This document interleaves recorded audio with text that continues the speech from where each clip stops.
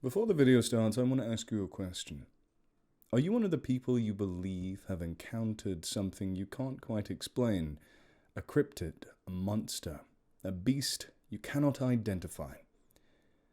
If you are, send me in your detailed story of the event to the email in the description below.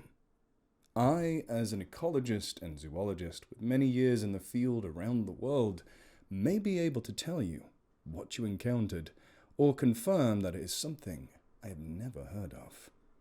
I want to start a new series focusing specifically on this, so if you're interested, please check out the email in the description below, and we'll have some fun in the future. Have a good one. I love you very much.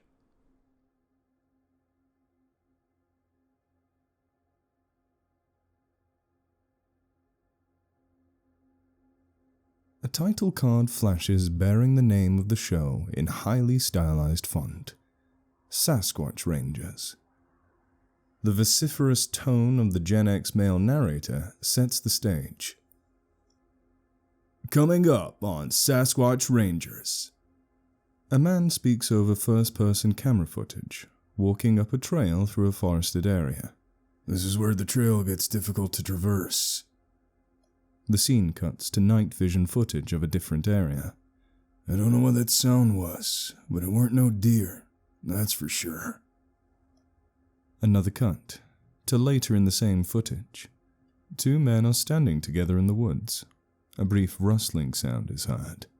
Holy shit! The shit is bleeped out.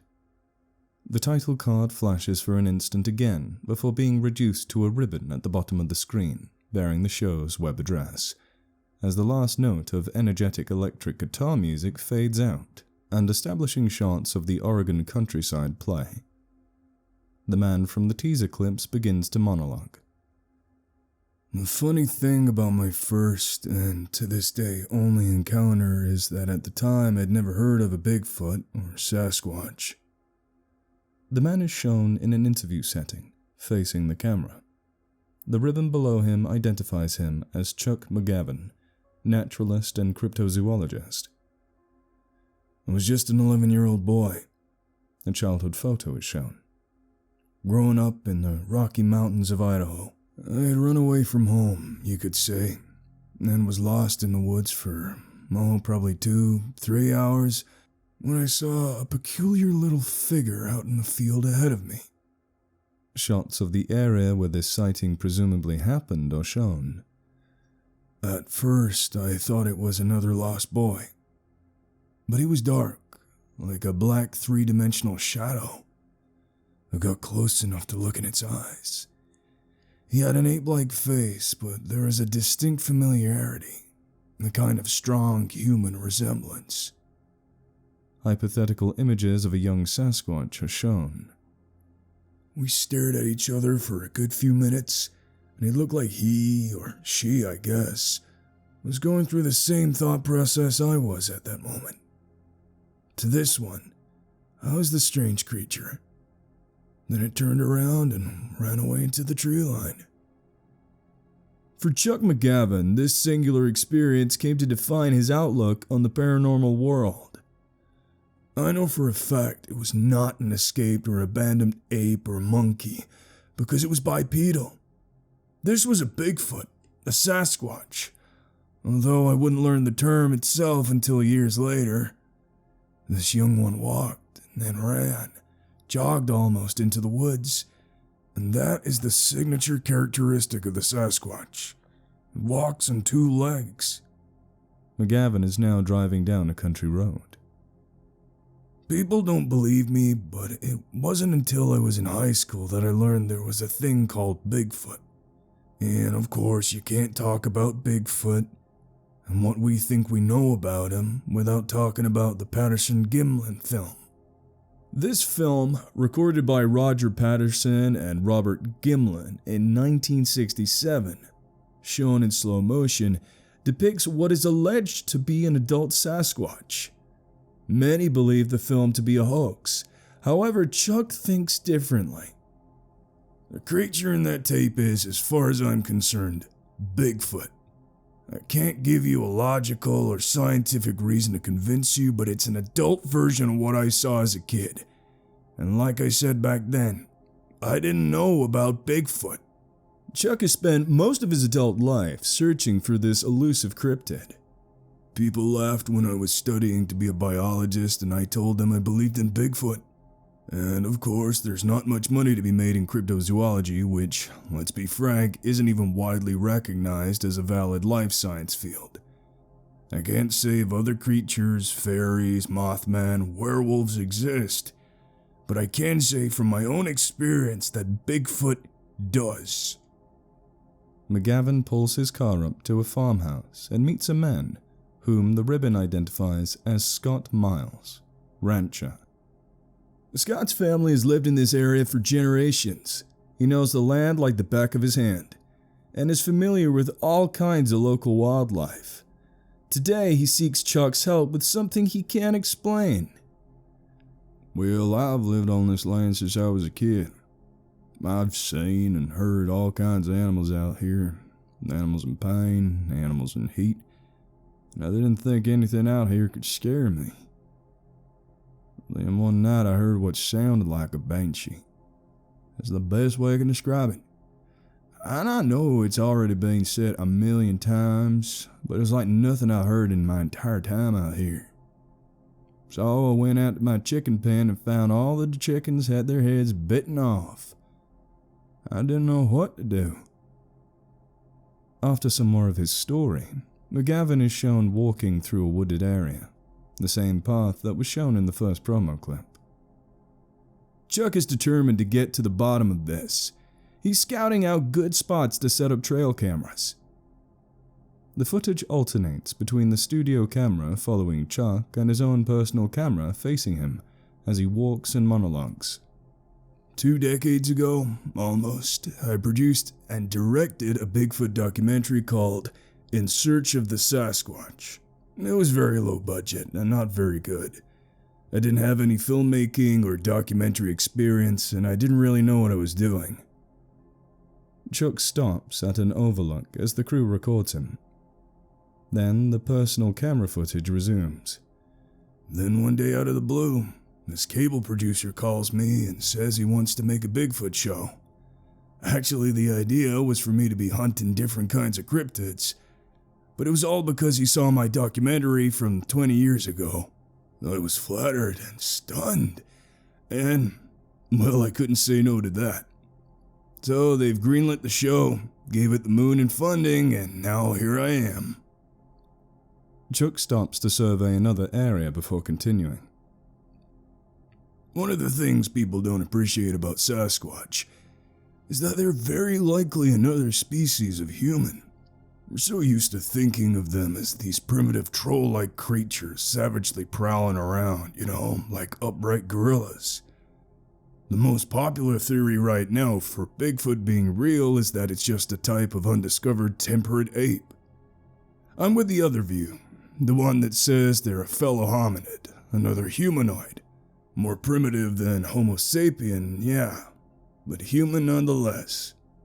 I wouldn't be surprised if they know how to use some tools, like how chimpanzees use rocks, but they could be more advanced than even that. They could have sharpened sticks to use as spears for all we know. And people always say, well, how come we don't have more video evidence of Bigfoot? How come they don't stumble into our camps and towns in front of lots of people like bears do? And I think that's because they recognize us, and not just us, but our technology.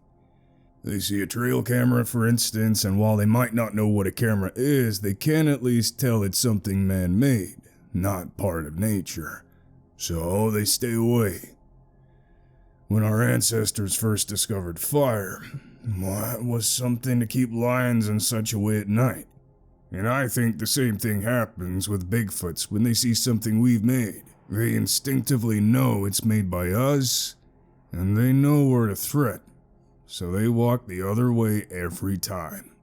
More illustrations of Bigfoot start rolling. The Native Americans have known about these creatures for centuries.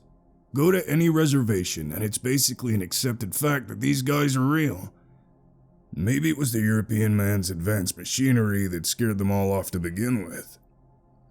McGavin is shown setting up a trail camera at an advantageous spot. Next, establishing shots of Scott's ranch at night play. Back at the ranch, Scott and Chuck are staked out in separate blinds on opposite ends of the acreage, hoping to catch a glimpse of whatever harmed Scott's chickens. Chuck is shown in his blind, in green night vision. One of the ironic things about being a Bigfoot hunter is who actually believes in Bigfoot is that I'm actually more skeptical of claimed Sasquatch sightings than most.